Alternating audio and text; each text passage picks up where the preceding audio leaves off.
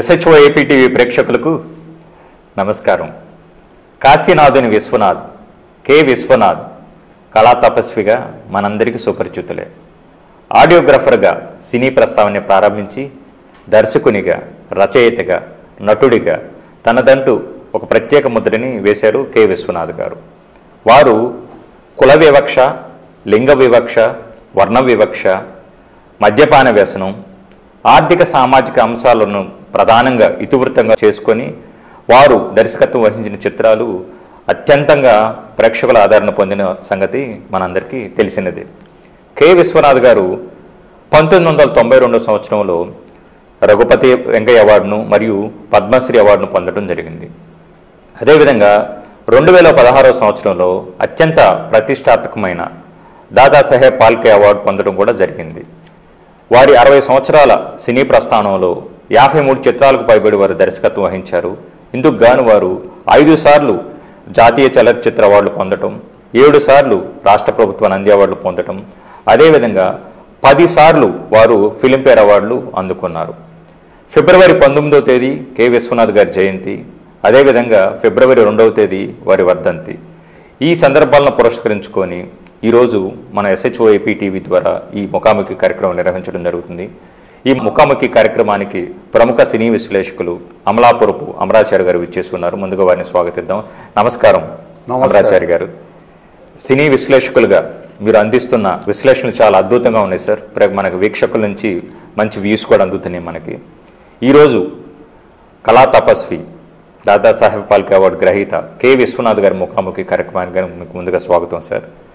విశ్వనాథ్ గారి సినీ ప్రస్థానం గురించి ముందుగా వారి సినీ ప్రస్థానం ఎలా మొదలైంది, ఈ అంశంతో మనం ఈ కార్యక్రమాన్ని ప్రారంభిద్దాం. అమరాచారి గారు. SHO AP TV చూస్తున్నటువంటి మీ అందరికీ మరొకసారి నా కృతజ్ఞతలు తెలియపరుచుకుంటున్నాను. గతంలో ఎన్నో మంచి కార్యక్రమాలను SHO TV తరఫున మేము ప్రసారం చేస్తూ ఉన్నాము. అందులో భాగంగా ఈనాడు కళా తపస్వి కె విశ్వనాథ్ గారి యొక్క చిత్ర ప్రవేశం ఏ విధంగా జరిగింది అనేటటువంటి విషయం మీద మీతో చెప్పడానికి ప్రయత్నం చేస్తున్నాను. గుంటూరు జిల్లా పెదపులివర్రు గ్రామానికి చెందినటువంటి సముద్రాల రాఘవాచార్యుల వారు కె విశ్వనాథ్ గారి యొక్క తండ్రి గారిని వాహిని సంస్థలో వారిని చేర్పించడం జరిగింది. ఆ యొక్క కారణంగా విశ్వనాథ్ గారి యొక్క తండ్రి గారి యొక్క సలహా ప్రకారం, సముద్రాల రాఘవాచార్యుల వారి యొక్క సలహా ప్రకారం అప్పటికి డిగ్రీ పూర్తి చేసుకున్నటువంటి కె విశ్వనాథ్ గారు వాహిని సంస్థలో సౌండ్ ఇంజనీరుగా, అప్పటి ప్రఖ్యాత శబ్దగ్రాహునిగా పనిచేస్తున్నటువంటి ఏ కృష్ణన్ గారి వద్ద సహాయకునిగా పనిచేయటం జరిగింది. మొట్టమొదటి చిత్రం వాహిని సంస్థలో బంగారు పాప చిత్రానికి పనిచేశారు వీరు. వాహిని సంస్థ తెలుగు చలనచిత్ర పరిశ్రమలో ఒక పవిత్ర దేవాలయం లాంటిది వాహిని సంస్థ. ఒక క్రమశిక్షణ కలిగి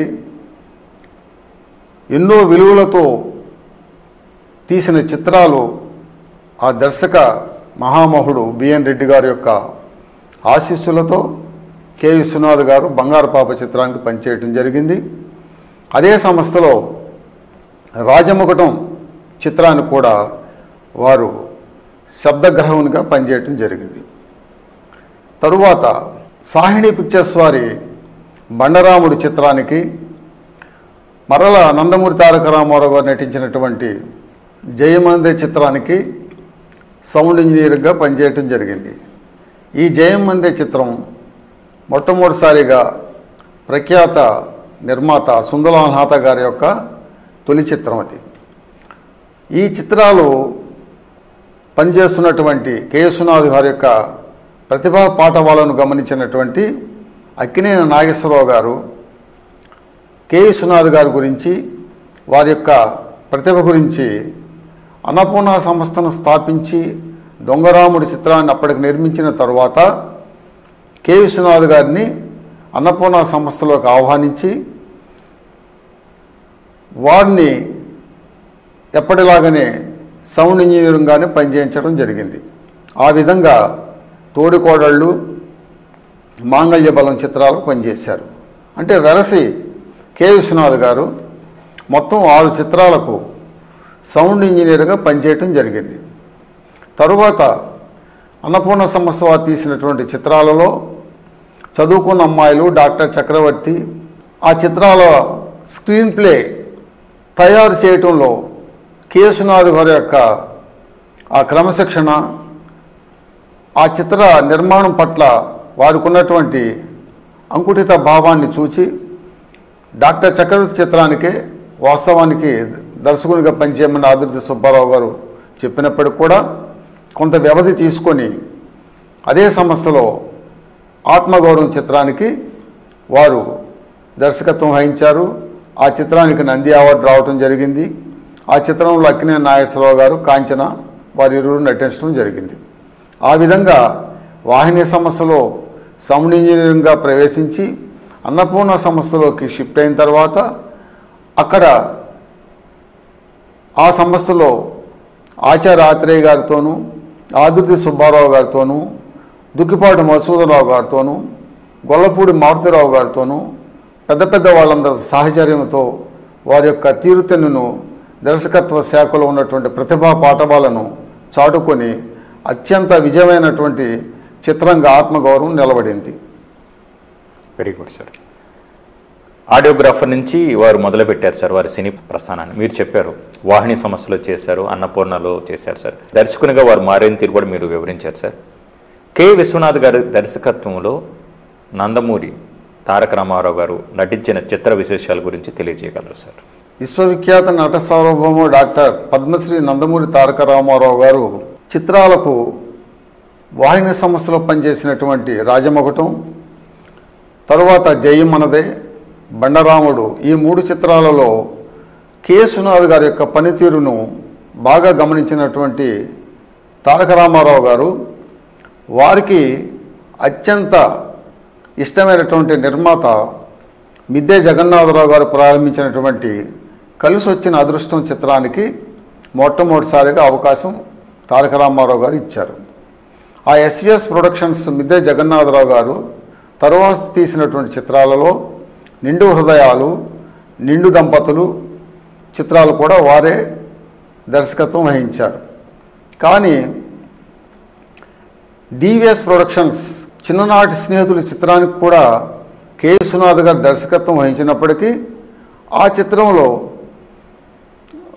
సినిమా విశ్లేషకులు చెప్పిన దాన్ని బట్టి, పెద్దలు చెప్పినటువంటి పత్రికా ప్రకటనలను బట్టి నాకు తెలిసిన వరకు వారితో కె విశ్వనాథ్ గారికి షూటింగ్ సమయంలో ఏవో చిన్న చిన్న పొరపచ్చాలు రావటం వలన తరువాత ఎస్విఎస్ ప్రొడక్షన్స్ వారు నిర్మించినటువంటి డబ్బుకు లోకం దాసోహం చిత్రంలో కె విశ్వనాథ్ గారి బదులు సిఎస్ రావు గారు దర్శకునిగా పనిచేయటం జరిగింది.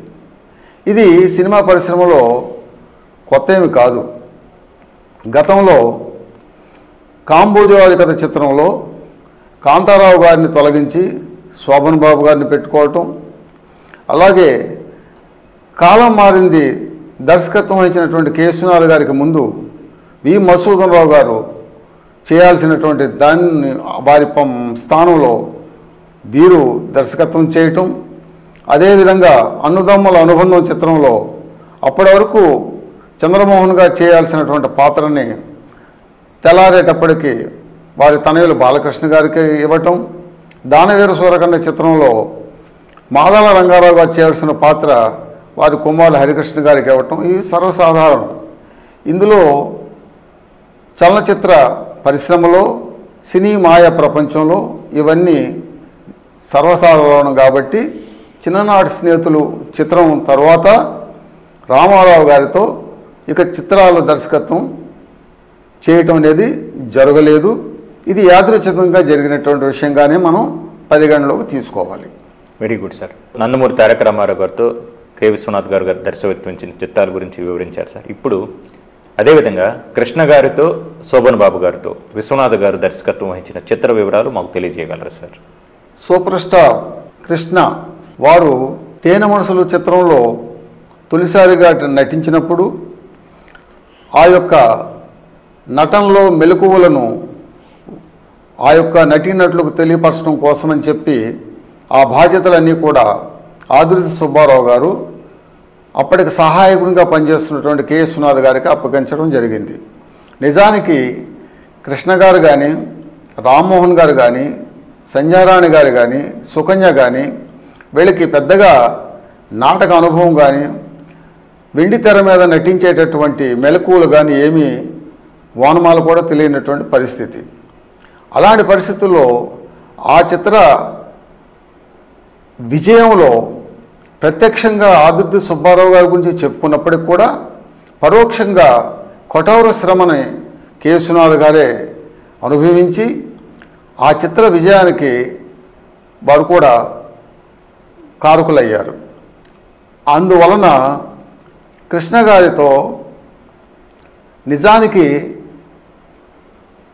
రామారావు గారితో దర్శకత్వం చేసిన తరువాత ప్రైవేట్ మాస్టారు అనేటటువంటి ఒక చిత్రాన్ని డిబిఎన్ ప్రొడక్షన్స్ వాళ్ళు డిబి నారాయణ గారు నిర్మించారు. ఈ డిబి నారాయణ గారు ఎవరంటే ఈ అవకాశం కె విశ్వనాథ్ గారికి రావడం గల కారణం ఏమిటి? కెఎస్ ప్రకాశరావు గారు, ప్రముఖ దర్శకులు రాఘవేంద్రరావు గారు తండ్రి గారు అయినటువంటి కెఎస్ ప్రకాశరావు గారు ప్రకాష్ స్టూడియోస్ పేరు మీద ప్రారంభంలో పలు విజయవంతమైన చిత్రాలు నిర్మించడం జరిగింది. ఆ యొక్క కెఎస్ ప్రకాశరావు గారి దగ్గర తొలినాళ్లలో ఆదుర్తి సుబ్బారావు గారు ఎడిటర్గా చేస్తున్న సమయంలో ఈ డిబిఎన్ ప్రొడక్షన్స్ డిబి నారాయణ గారు, Gowri art productions S Bhavan Narayana గారు వారి దగ్గర ప్రొడక్షన్లో పనిచేయటం జరిగింది. ఆ విధంగా ఆ ముగ్గురు కెఎస్ ప్రకాశరావు గారి దగ్గర నుంచి బయటకు వచ్చి ఆదుర్తి సుబ్బారావు గారు అమర సందేశానికి దర్శకత్వం వహిస్తున్నప్పుడు దొంగరాముడు చిత్రానికి కేవీ రెడ్డి గారు చేసిన తరువాత ఆదుర్తి సుబ్బారావు గారిని అన్నపూర్ణ పిక్చర్స్లోకి డి మధుసూదనరావు గారు తీసుకురావడం జరిగింది. డిబి నారాయణ గారు, ఎస్ భావనారాయణ గారు ఇద్దరు కలిసి కమలాకర కామేశ్వరరావు గారికి మొట్టమొదటిసారిగా సాంఘిక చిత్రానికి దర్శకత్వం పెంకి పేళాం చిత్రం ద్వారా ఈ ఇరువురు కూడా ఇవ్వటం జరిగింది. మరలా వారిరువురు విడిపోయిన తర్వాత ఈ డిబిఎన్ ప్రొడక్షన్స్ తరఫున డిబి నారాయణ గారు ఆదుర్తి సుబ్బారావు గారి యొక్క సలహా మేరకు కె విశ్వనాథ్ గారికి వచ్చినటువంటి అవకాశం ప్రైవేట్ మాస్టర్. ఈ ప్రైవేట్ మాస్టర్ చిత్రంలో ఒక విశేషం ఉంది. అప్పటికి గూఢాచారి 116 లాంటి గొప్ప చిత్రాల్లో నటించినటువంటి కృష్ణ గారిని ఈ చిత్రంలో కె విశ్వనాథ్ గారు విలన్గా నటింపజేయటం అనేది జరిగింది. రామ్మోహన్ గారు తేనె మనసులు కన్ని మనసుల తర్వాత ప్రైవేట్ మాస్టర్ చిత్రంలో హీరోగాను, తేనె మనసులు కన్ని మనసుల తర్వాత కృష్ణ గారిని విలన్గాను చూపించడం జరిగింది. అప్పటి పత్రికలు కానీ, సినిమా రంగం, సినీ హెరాల్డ్, రూపవాణి, విజయ చిత్ర కొన్ని పత్రికల్లో దీని మీద కొద్దిపాటి విమర్శలు ఆనాడు రావడం జరిగింది. ఆ బాల్యంలోనే నేను కూడా చదవటం జరిగింది. ఇది కూడా యాదృచ్ఛికంగానే తీసుకోవాలి. తరువాత ఉన్నమా బొట్టు పెడతా చిత్రం నిజానికి ఆదుర్తి సుబ్బారావు గారే దర్శకునిగా ప్రారంభంలో చేయటం జరిగింది.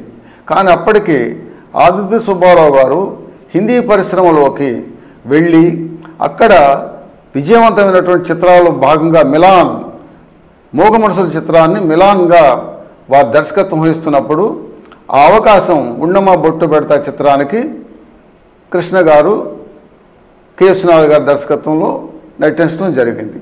ఆ చిత్రంలో పాటలు కూడా ఎంతో ప్రాచుర్యాన్ని పొందడం జరిగింది. రెండవ చిత్రం కె విశ్వనాథ్ గారి దర్శకత్వంలో నేరము శిక్ష. ఇది ప్రఖ్యాత నటులు, రచయిత మన్నవ బాలయ్య గారు, ఎం బాలయ్య గారు నిర్మాతగా తీసినటువంటి చిత్రం. ఇదే నేరం శిక్షలో ఒక కొత్త కృష్ణ గారిని మనకి చూపించడం జరిగింది. అప్పటి వరకు ఆయన యొక్క హావభావాలు రొటీన్గా ఉన్నప్పటికి కూడా కొద్ది చిన్నటువంటి మేనరిజమ్స్ కొన్ని వాటిని కూడా కనపరచకుండా నేరం శిక్షలో చాలా కాస్ట్లీగా గొప్పగా చూపించడం జరిగింది. ఆ చిత్రం కూడా శతదినోత్సవం జరిగింది. ఆ విధంగా కె. విశ్వనాథ్ గారి దగ్గర వానమాలు నటనలో నేర్చుకొని ఆదుర్తి సుబ్బారావు గారి ద్వారా ఆశీస్సులు పొందినటువంటి సూపర్ స్టార్ కృష్ణ గారు కె. విశ్వనాథ్ గారి దర్శకత్వంలో ఉన్నమ్మ బొట్టు పెడతా, ప్రైవేట్ మాస్టారు మరియు నేరం శిక్ష చిత్రాల్లో నటించి మంచి పేరు ప్రఖ్యాతులు సంపాదించుకోవడం జరిగింది. మరి ఇప్పుడు శోభన్ బాబు గారి చిత్రాల గురించి తెలియజేయగలరు సార్? అదేవిధంగా నటభూషణ శోభన్ బాబు గారు వారి యొక్క దర్శకత్వంలో కాలం మారింది చిత్రాన్ని, శారద, తరువాత జీవనజ్యోతి, చెల్లెల కాపురం, ప్రేమబంధం లాంటి చిత్రాల్లో నటించడం జరిగింది. కాలం మారింది ఒక నిశ్శబ్ద విప్లవ చిత్రంగా మనం పరిగణలోకి తీసుకోవచ్చు.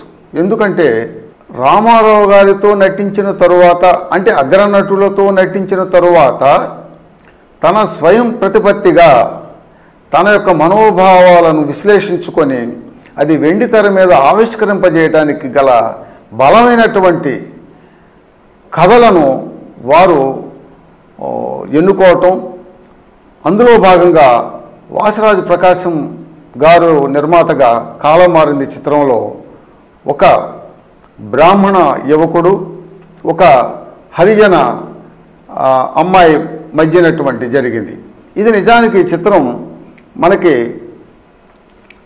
ఎక్కడ ఆధారాలు ఆ చిత్రంలో మనకి నిర్మాత కానీ దర్శకులు కానీ ఎక్కడ చెప్పలేదు. కానీ నిజానికి ఆ చిత్రం హిందీలో బిమల్ రాయ్ దర్శకత్వం వహించినటువంటి సుజాత చిత్రానికి రీమేక్. అందులో సునీల్ దత్, నూతన్ నటించారు. ఈ యొక్క సుజాత చిత్రాన్ని కాలం మారిందిగా ఈ వర్ణ విభేదాలను సమసిపోయేటట్లుగా జాతి కన్నా నీతి గొప్పది, మతము కన్నా మమత గొప్పది అనేటటువంటి పాటలో భాగంగా వారు ఆ చిత్రంలో గొప్పగా చెప్పడం జరిగింది. తర్వాత శారద చిత్రం శోభన్ బాబు గారికి శారదకి ఎంత గొప్ప పేరు ప్రఖ్యాతులు వచ్చినాయో. అందులో అందాల నటుడు శోభన్ బాబు గారిని అందవిహీనంగా, అంటే బాహ్య అందానికన్నా అంతర్గతంగా ఉన్నటువంటి అందాన్ని పైపైన మెరుగులు చూసి బ్రహ్మచంద్ గుడ్డిలోకం మదిలో వెలిగే అందాన్ని గమనించేది అనేటటువంటి నానుడిలో కె. విశ్వనాథ్ గారు దర్శకత్వంలో చెల్లెల కాపురంలో కూడా అంత గొప్పగా నటించి ఆ చిత్ర విజయానికి ఎంతగానో తోడ్పడ్డారు. అది ఒక సాహసమే. కె. విశ్వనాథ్ గారి దర్శకత్వంలో ఆ పాత్రలో శోభన్ బాబు గారు నటించడం. జీవనజ్యోతి చిత్రం ప్రముఖ రచయిత ఆరుద్ర గారి యొక్క భార్య రామలక్ష్మి గారు కథ అందిస్తే ఆ చిత్రానికి కూడా వీరు దర్శకత్వం వహించారు. ఇప్పుడు ఈ జీవనజ్యోతి చిత్రంలో మరొక టర్నింగ్ పాయింట్ కె. విశ్వనాథ్ గారు అంతర్మదనంలో పడిపోయింది. అసలు బయట కథలను మనం తీసుకొని మనం దర్శకత్వం చేసే కన్నా అగ్రనటులతో మనం వారిని దృష్టిలో పెట్టుకొని రొటీన్గా వచ్చేటటువంటి ఒకే మూసలో ఉన్నటువంటి అందరిలాగా దర్శకత్వంలాగా నేను కూడా చేస్తే మాకు ఒక ప్రత్యేకతగా ఉండదనేటటువంటి భావన వారిలో వచ్చి ఉండవచ్చు అనేటటువంటి నా విశ్లేషణలో తరువాత ఓ సీత కథ అనేటటువంటి చిత్రానికి నూతన ఆరంభం, శుభారంభం అని పలికించి అంత గొప్ప దర్శకుడు అగ్రనటులతో దర్శకత్వం వచ్చినటువంటి కె. విశ్వనాథ్ గారు చిన్న తారలతో చంద్రమోహన్ గారితోనూ అప్పటికి అప్కమింగ్ హీరోయిన్కి వస్తున్నటువంటి జయప్రద లాంటి నటితోనూ తాళూరు రామేశ్వరి మనకు తెలిసి తెలియనటువంటి కథానాయకులతో కూడా నటించి గొప్పగా మెప్పించినటువంటి చిత్రాలు గొప్పగానే వచ్చాయని చెప్పాలి. ఇప్పుడు మీరు చెప్పారు సార్, మన నందమూరి తారక రామారావు గారు, సూపర్ స్టార్ కృష్ణ గారు, శోభన్ బాబు గారు ఇలా అగ్ర నటులతో నటించిన తర్వాత వారు విశ్లేషించుకున్నట్టు మీరు చెప్పినట్టు ఒక మోసధోరణి వెదిరి ప్రయోగాత్మకంగా ప్రత్యేకంగా చేద్దామనే ఉద్దేశంతో సొంతంగా కథలు రాసుకొని చిన్న చిన్న తారలతో చిత్రాలు నిర్మించడం జరిగింది సార్. అలా ఆ చిత్రాల గురించి ముందుగా మాకు తెలియజేయండి సార్. అందులో విశేష ప్రజల ఆదరణ పొందినవి ఆ చిత్ర విశేషాల గురించి మాకు తెలియజేయగలరు సార్. కె. విశ్వనాథ్ గారు దర్శకత్వంలో వచ్చిన చిత్రాల్లో మన ప్రధానంగా 3 భాగాలుగా చూడాల్సి వస్తుంది. ప్రథమ భాగంలో అగ్రనటులతో నటించినటువంటి దర్శకత్వం వహించినటువంటి చిత్రాలు, రెండవ భాగంలో ఓ సీత కథ, సిరిసిరి మువ్వ, శుభోదయం, సీతామహాలక్ష్మి అనేటువంటి చిత్రాలు రెండో భాగంగా, మూడవ భాగంలో కళా తపస్విగా మారినటువంటి వైనంలో శంకరాభరణం, సప్తపది, సాగర సంగమం ఒక మూడవ భాగంగా తీసుకోవచ్చు. అయితే గత ప్రసారం చేసినటువంటి కె. బాలచంద్ర గారి విషయంలో బాలచంద్ర గారు దర్శకత్వం వహించినటువంటి తమిళ చిత్రాలు ఎన్నింటినో మన తెలుగులో మన అగ్ర దర్శకులకు సైతం దర్శకత్వం వహించినటువంటి చిత్రాలు ఉన్నాయి.